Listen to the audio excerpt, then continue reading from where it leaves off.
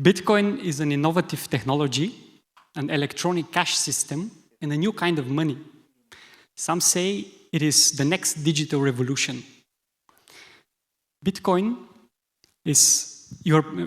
you are part of a global community, part of a global decentralized network.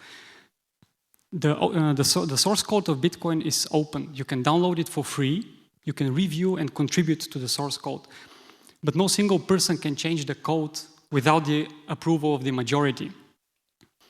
No one owns this technology. It is free. It's a decentralized network, and you're part of a whole system of nodes running the Bitcoin software. It is not controlled by banks. It is not controlled by governments. It's controlled by mathematics, by a decentralized algorithm. The Bitcoin technology, as part of it, is the Bitcoin currency. The Bitcoin currency is part of a global community of nodes which are calculating the blockchain. It is similar to gold, to cash, and to electronic money. Like gold, it is limited in supply, but it's easier to transfer, secure, and verify. Like cash, you can spend it the way you can spend cash, but you can also send it online, and there is no central bank that controls the supply of Bitcoin. In Australia, the federal government seized $360 million from bank accounts that have been inactive for 3 years. So many pensioners have lost all their savings because of the central bank.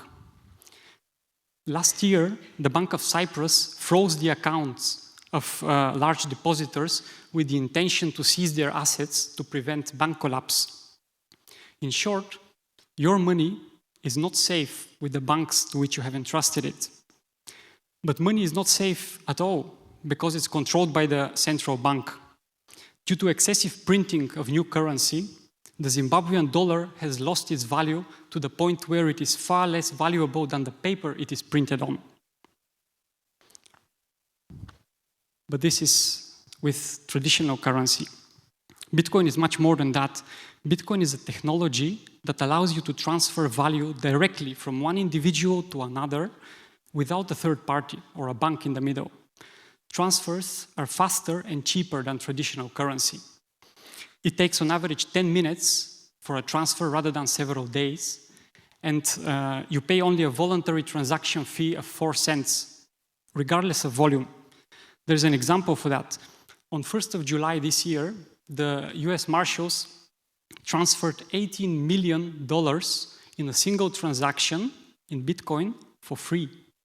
They chose not to pay the voluntary transaction fee of 4 cents because that goes to support the network. Western Union is another example. They extract $74 billion in fees in cash transfers, where the poorer the destination country, the higher the fees. Bitcoin has the potential to redirect the 74 billion back to those families in need. That's why Bitcoin is technology for empowerment, comparable to the internet in the 90s. Any person or organization can start receiving Bitcoin for free. Wikipedia recently started receiving donations in Bitcoin, and they received $140,000 in Bitcoin only in the first week. In Argentina, the currency is devaluing at 30% a year. So the wealth of parents is decreasing with 30% a year. Basically, the central bank essentially robs children of their future. And these people start looking for alternatives. For these people, Bitcoin is a choice. It's technology for independence. You can achieve economic independence because now you are your own bank, and you can achieve separation of money and state so that governments cannot control people through money. And I want to do a quick survey, which I already asked. How many of you have heard of Bitcoins? Kenya conoce Bitcoin? Oh, more than half. And how many of you actually own Bitcoins? Kenya tiene Bitcoin? A few. Okay, thanks for showing that Bitcoin is already in this room. Okay. But the technology, the Bitcoin currency is created with computational power. It's similar to gold mining, but in digital form. Anyone can mine the currency. That's why it's decentralized and has no issuer. You can also buy the currency online on an exchange. But it all sounds too good to be true. So where's the catch? Well, it's still early days for Bitcoin, and the price can have large volatility. For example, this is the Bitcoin price in euro on a logarithmic scale. Also, you have to take good care of your money because now you are your own bank. But despite all these disadvantages, Bitcoin, the technology, is here. Numerous shops and organizations around the world accept the currency.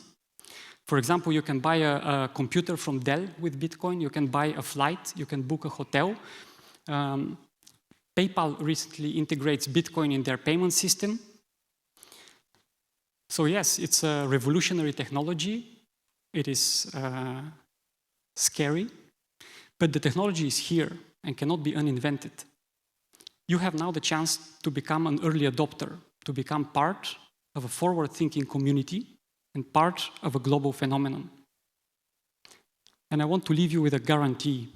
Now that you have heard of Bitcoin, I guarantee you that from this day onward, you're going to hear more and more about this technology in the media, in the news, from friends, from everywhere.